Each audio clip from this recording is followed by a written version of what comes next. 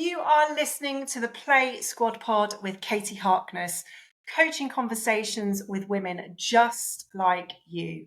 Here, I'm going to dive into the real life conversations I'm having with the women in my squad, all working to transform their lives.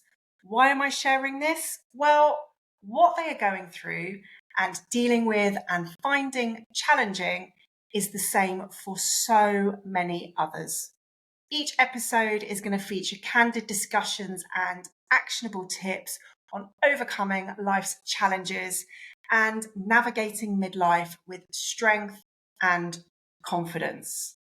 Ultimately, I want you to be the main character in the movie of your life rather than just a walk on part. So let's dive in. Hot topic this week was all about that 3 to 4 p.m. hunger pang when clients are really craving something to eat, to snack on, and something sweet. And this cropped up with a few clients actually. And what they were finding was they were really getting hungry around this time of day and they were starting to feel a little bit hangry. And the question fundamentally came down to how can they stop this happening because willpower alone wasn't cutting it. It's a great question and it's one that crops up time and time again. And the really simple answer that I don't mean to sound flippant about at all is that more often than not, this is hunger related. Now, the very crude answer would be to have a healthy snack. But fundamentally, that is putting a band-aid, a plaster over things, rather than unpicking and seeing if we can fix the hunger and craving in the first place, so that we don't need a reliance on willpower alone. Now, there are a few key reasons why that hunger pang and that craving hits mid-afternoon. And the good news is that fixing it is pretty simple. First up, you probably haven't eaten enough at breakfast and at lunch. So I'm going to include an example from one of the clients that asked about this week. And their calorie tracking, their food tracking. So I was able to have a look back through what they had been eating over the last couple of weeks, when they were eating, what they were having at breakfast, what they were having at lunch. And for the most part, they were having an incredibly light breakfast and an incredibly light lunch. Most of the calories that they were consuming throughout the course of the day were at dinner time. They were at the end of the day. And looking at it on balance, I kind of went, do you know what? I would be pretty bloody hungry and probably pretty grumpy come 3 or 4 o'clock as well. They were hungry, they were hangry, and they just hadn't fueled themselves enough through the course of the day. So the first thing to think about is, when are you consuming most of your calories? And if you're not having a decent breakfast and a decent sized lunch, chances are when you get to 3 or 4 o'clock in the afternoon, you're going to be hungry because you've probably been expending some energy, and what you have eaten thus far in the day hasn't been enough to fuel your energy expenditure. So that's the very, very first thing that I would check. The next thing I would think about is kind of the balance of your eating. And I've mentioned this a little bit already, but it's probably weighted towards the evening. So have a think about actually just having the seesaw pivot and swing the other way. So rather than having your big meal in the evening, think about having your big meal at breakfast or at lunchtime, so that you are fueling yourself enough to get you through the afternoon, to get you through to the evening. So just allow that seesaw to swing. Have a think about yourself now in terms of what your food and your eating habits look like across the course of the day. And we have kind of a great tradition in this country of having quite a big evening meal. And if that sounds like you, and actually you're not having breakfast and you're having quite a light lunch, just think about it. You are trying to get quite a long way through the day under fueling. So think about just having that seesaw swing the other way. The next tip that I gave this client and a few others, and I would give to anybody for anything related to nutrition, is fundamentally having protein at the center of your breakfast and at the center of your lunch and at the center of your snacks. Have it be the very first thing you decide to put on your plate. The very first thing you put on your plate should be protein. The reason being is, as we get older, protein is needed to maintain and build muscle. But if you're looking to lose fat, then increasing your protein intake and making sure that it is the first thing on your plate, it is an absolute godsend in terms of fat loss. It's an absolute godsend because it is satiating. It fills you up. And a big reason it fills you up is, and keeps you fuller for longer fundamentally, is that it takes longer than carbs and longer than fats to digest and for us to effectively, it takes longer than carbs and it takes longer than fats to digest and for it to metabolize. So it's going to keep you fuller for longer. Now, the next thing I advised the client to do was to ensure, and I would ensure this for every meal again, but ensure that bulky fruit and or veg was a part of the meal. What I mean by bulky fruit and veg is fruit and veg that is just big, that just takes up a lot of space. And for the most part, that is pretty much most fruit and veg.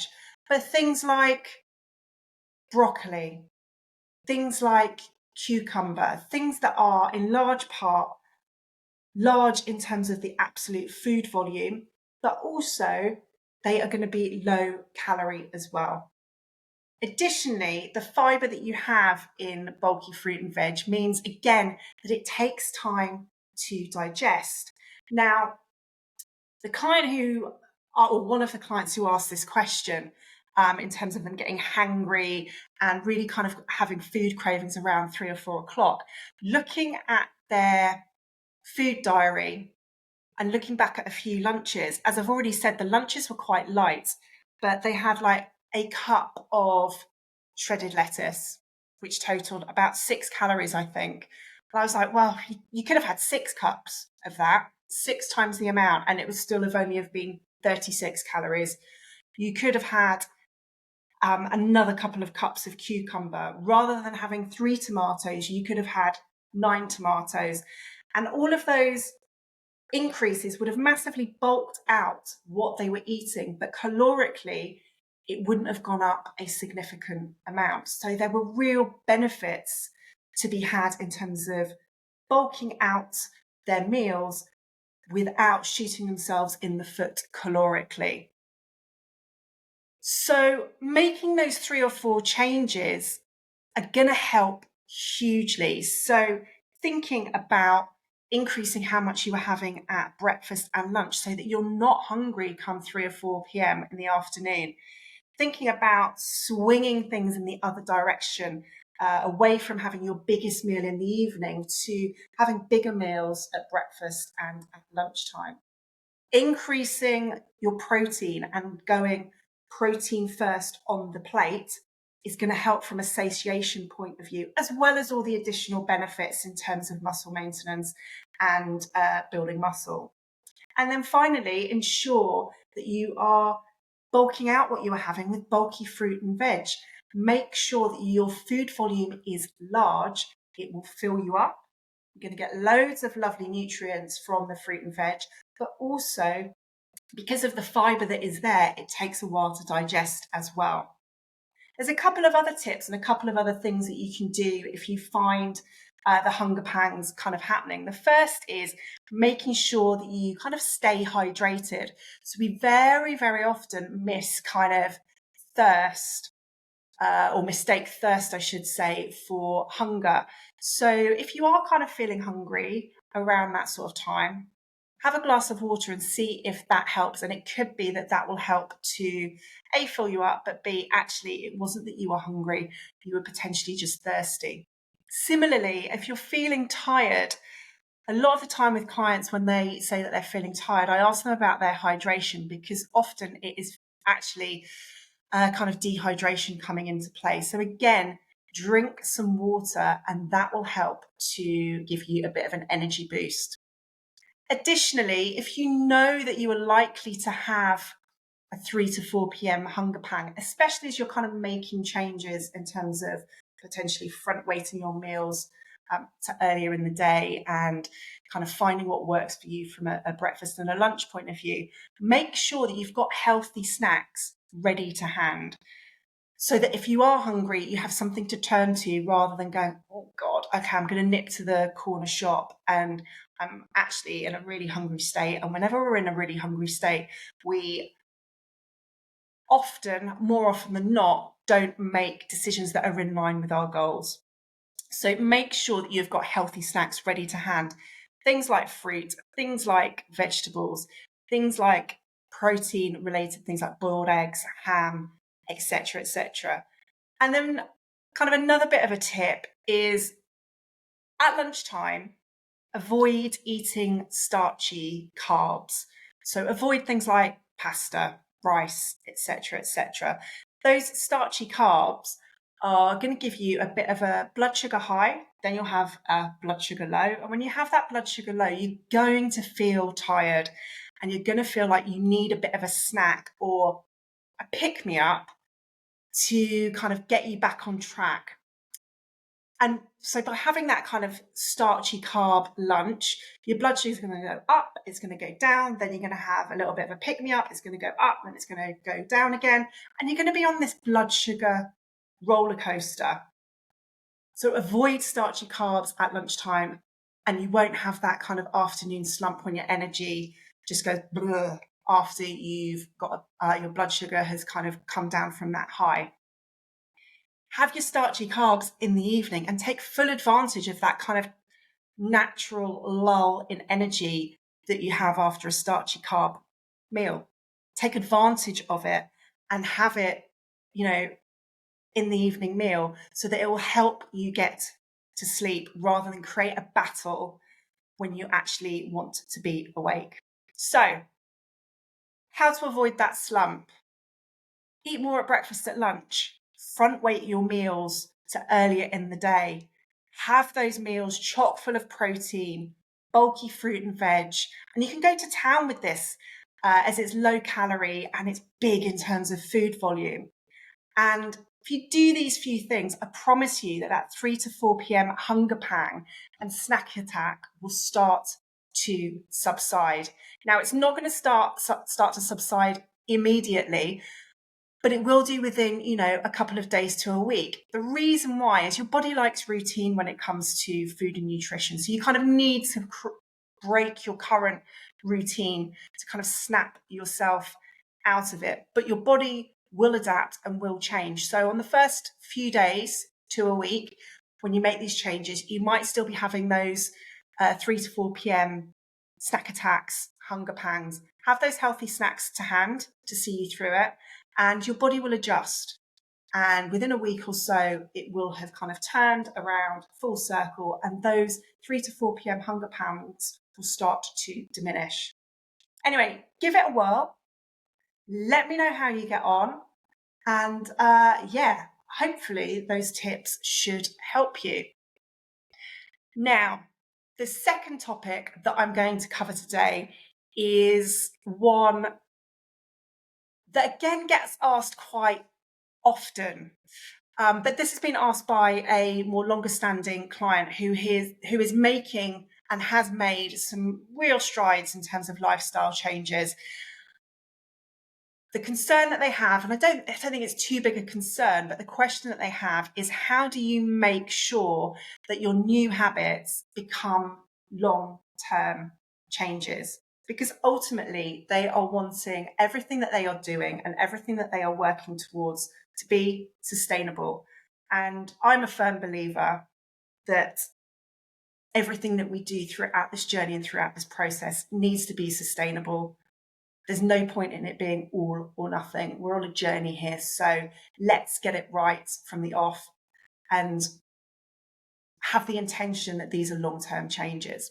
But how do you make sure that the new habits become those long-term changes was the question that they came to me with. Now, the short answer is there isn't a switch that you can just kind of flick. And I'm sorry to disappoint in that respect. As I've said, it is a journey. Now, I think the tipping point, or when you know that a new habit is or has become a long-term change and a long-term improvement from a lifestyle point of view, is when that new habit is well integrated into your lifestyle. It feels like a natural part of your day rather than something you've got to remember or you've got to force yourself to do. And I suppose you've kind of developed strategies to maintain the habit even during stressful times or when you've got kind of changes in routine. And I think you know when you have nailed it, because the habit becomes a fundamental part of your identity, a fundamental part of your lifestyle. And the change or changes that you've made, they're deeply ingrained, and reverting to old behavior is unlikely. That would feel like a total 180. Now, there are some strategies that you can use to get to that point. And these are strategies that I use with all of my clients as part of their coaching and as part of what they look to do in the 160 odd hours they have outside of training sessions, so away from me. And the first thing is starting small and being consistent. I've spoken about this before, and I will probably speak about this in some capacity on every single podcast, but that is because it is so important and it is a fundamental. But begin with manageable, bite-sized habits and elements that you are going to bring into your routine instead of aiming for something that is a gigantic shift and a gigantic change for you. So, for example, instead of aiming for an hour-long workout every single day of the week, start with short 10 to 15 minute workouts 3 times a week. Now, the latter is far more likely to happen, and I'd argue that the former actually is unnecessarily trying to boil the ocean. But the latter is always going to be more beneficial because it's going to encourage greater consistency. And consistency is always going to be your foundation for building habits and routines that will last a lifetime. If you can't do something consistently from the start, it's not going to get to the point where you're going to continue and it will be a fundamental part of your foundation. And once you have that consistent foundation, you can build from it. There's absolutely no way you can build an ambitious skyscraper or any other building for that matter without solid foundations. And it's exactly the same when it comes to creating long-term habits and routines. Now, if you haven't read Atomic Habits by James Clear, I would thoroughly recommend it as something to read to help you when it comes to shaping and designing the habits that you want to embrace, but also the strategies and tactics to employ to help you. It's chock full of tips, and you might read it and go, oh, that's fairly, it's kind of what I expected. But it's always a brilliant prompt to remind yourself of the ways that you can create habits for the long term. And in Atomic Habits, James Clear talks about the 2-minute rule. So this is all about scaling down your habits to just 2 minutes to make them easy to start. So a little bit like I was saying, rather than doing an hour-long workout every day of the week, do 10 to 15 minutes 3 times a week. It's the same premise. So if you wanted to start to read more, you'd start by reading for 2 minutes. So probably reading 1 page of a book each night before bed, and then building up from there.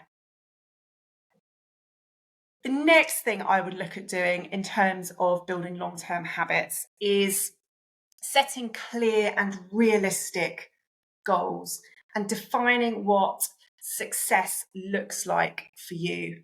Not what it looks like for anyone else, but what success looks like for you. Now, a simple way that you can do this, and this is something I do with all of my clients right up front, is rather than setting or trying to set smart goals and getting het up about setting smart goals, what I get all of my clients to do is think about what the 3 things are that a stranger would change about your life to make it healthier. And whatever healthier, beneficial means for you, not in terms of what anyone else would determine, but what it means for you. And then to add a little bit of specificity to those 3 changes that a stranger might make to your life. So it might be that you want to walk more. So you might say, I will walk for 20 minutes 3 times a week for the next month. Okay? So if a stranger was to come into your life and say, you need to walk more, rather than you just saying to yourself, I'm going to walk more, get specific about it. I'm going to walk for 20 minutes 3 times a week for the next month. Another way, or a way I should say, to make a new habit super duper sticky is to incorporate your new habit, or whatever you would like your new habit to be, into your daily routine. So James Clear talks about implementing your intentions. And I actually covered this in the last podcast in a little bit of detail in episode 5. So it's factoring in when you're going to do the thing you're going to do into your calendar around what is already going on. What is already going on in your life. And that makes doing it that much easier. So if it is, I'm going to walk for 20 minutes 3 times a week out for the next month, look at your calendar, look at your diary, and book in when you're going to do it so that you are looking to implement that intention as much as possible. Give it a time, give it a place in your day, in your week, in your month. Ideally, you would have the same time and place each day, week, month, because that can help it become a more regular part of your schedule.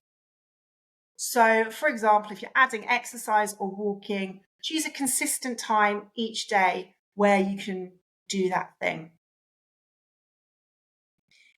Now, if it's a habit that is less time dependent, so I don't need 20 minutes to go for a walk, so it might be better hydration, so drinking more water.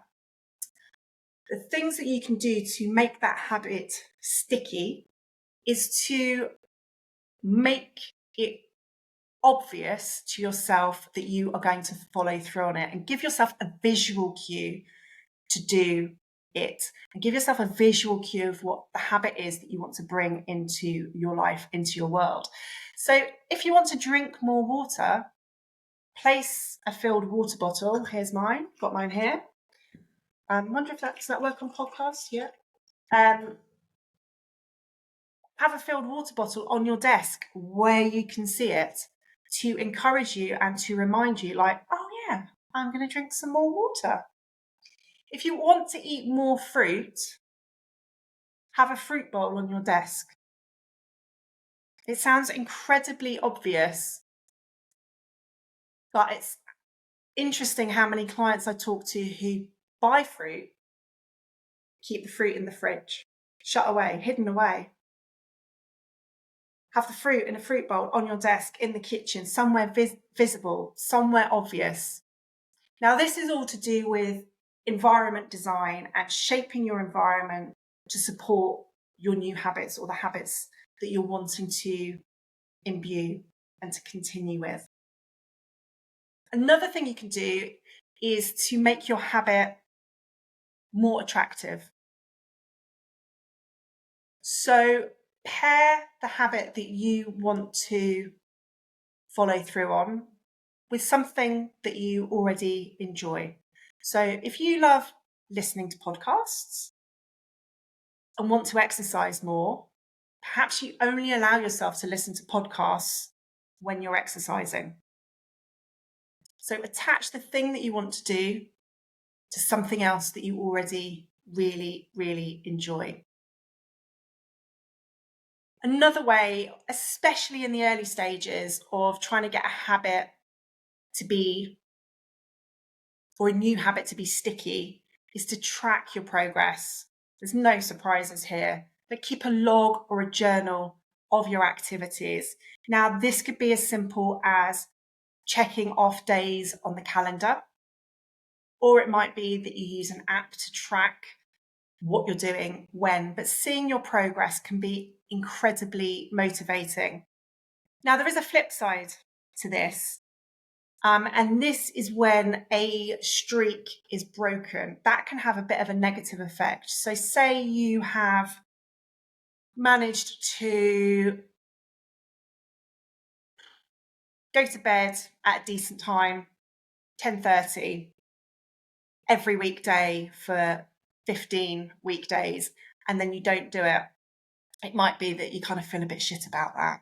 And that can have a bit of a negative effect. Or it might be that you have been out walking every day, you've done it for, 3-4 weeks, and then you haven't been able to get out and do the number of steps that you wanted to. And again, that can have a bit of a negative effect. Just appreciate that consistency doesn't need to mean every single day for everything. And it's more about imperfect action and the direction of travel that you are going in. So it might be that you've broken your streak in terms of walking and you've broken your streak in terms of steps, but think about why that might have happened. And think about then how you might be able to change things for the future so that it's not so that you maintain that streak, but you identify why the streak stopped and think about how you might be able to behave differently in the future. But just embrace that imperfect action and be really positive about the direction of travel that you are going in. Because if you've been out every day for a walk, you've been getting your steps in for 3 weeks in a row, and then you've not managed one day, but you've done 21 out of 22 days, brilliant. Especially if previously you hadn't done that for 6 months. So just embrace the direction of travel and get back on it. The next thing I would say is anticipate and plan for obstacles. Identify the potential barriers and think about how you're going to overcome them. So if time is an issue, plan shorter workouts. If motivation starts to wane, remind yourself of the reasons that you were making the change in the first place. Plan your week, plan your month, and that really helps you to be prepared for things coming up rather than the bumps throwing you off course. Now, my client who asked this question as part of her self-reflection and check-in has coming up what they feel is a bit of a tricky week ahead. But what they did on Sunday, which I absolutely bloody loved, on Sunday evening, they spent time planning out their diary sheet of paper with kind of times across the days, little check boxes, and they planned out their diary of what they were going to do on each day in terms of meal planning, in terms of shopping, when they were going to get on their bike, when they're training, equally when they're going out with friends, when they're going to get their steps in, etc., etc. Also including their hobbies as well, because they're wanting to focus on those a bit more. And they sent it through to me, and I absolutely loved it for what it represented. It was a recognition that the week was going to be tricky. But rather than just kind of going, this week's going to be hard, they had taken the time to sit down and to work out how they were going to do and when they were going to do what they wanted to do in order to get them towards their goal. And that is a brilliant way, and a massive tip to them. It's a brilliant way of ensuring that these new habits start to become longer term sustainable changes. They are making space for them.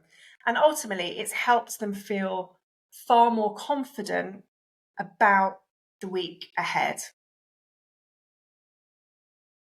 Next, and I think last up, is probably my favourite way of turning new habits into long-term ones. And it's all about viewing these habits as part of your identity.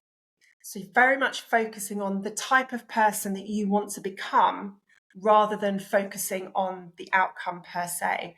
So instead of saying, I want to lose weight, you might say, I'm someone who, really values and maintains a healthy lifestyle. That is the type of person that I am. I'm going to tell you a bit of a story about this. It's probably closer to a couple of stories, actually, to illustrate this. So when I lost weight, it coincided with me changing jobs because I didn't used to be a personal trainer and a coach. So when I lost weight and got fitter, it coincided with a job change where I didn't know anybody at the new place that I was going to work.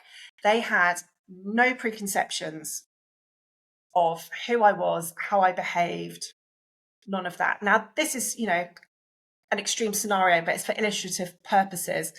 But it meant that what I could do was I could curate how I wanted to be. I could curate how I wanted to be perceived. And I wanted to be the person who did value having and maintaining a healthy lifestyle. I did want to be the person who took care of themselves. I did want to be the person who showed restraint in certain situations. So on my first day, I decided to behave in a very different way to how I had behaved in my previous job. So on my first day, I brought some fruit on my way to work. I popped into the little supermarket around the corner, and I also bought a little fruit bowl for my desk. And I set up my little fruit bowl, chock full of fruit, up on my desk because I was going to be the person who ate healthy snacks because I valued my health. When I was offered a drink in the first meeting that I was in, and the drink is less important, but it was more about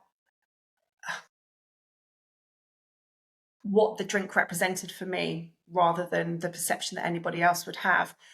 I opted and asked for a green tea. And I became known as the person who drank green tea. And whenever I walked into a meeting with people who knew me well, they would always say, green tea? And I'd be like, yes, please, brilliant. And I also, on that first day, I opted to walk to a meeting rather than to get the bus with other people.